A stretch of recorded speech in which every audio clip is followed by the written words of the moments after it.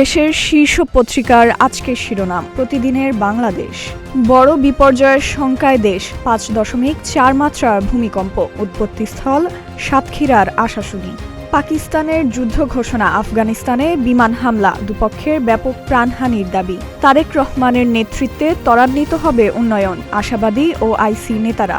আপনি কি রোজা আঙ্কেল? জুমার নামাজ আদায় শেষে শিশুদের সঙ্গে প্রধানমন্ত্রী। কালের কণ্ঠ। বেতন বোনাস নিয়ে শঙ্কা বাড়ছে, শ্রমিক অসন্তোষ।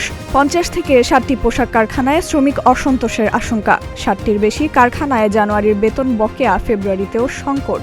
20 রমজানের মধ্যে বকেয়া মজুরি বোনাস পরিশোধের দাবিতে মানববন্ধন। আগামী মঙ্গলবার ত্রিপক্ষীয় বৈঠকের উদ্যোগ। পাক আফগান পাল্টাপাল্টি হামলা, পাকিস্তানের দাবি হামলায় 274 আফগান তালেবান সেনা ও জঙ্গি নিহত। আফগানিস্তানের দাবি তাদের হামলায় পাকিস্তানের 55 জন সেনা নিহত হয়েছে।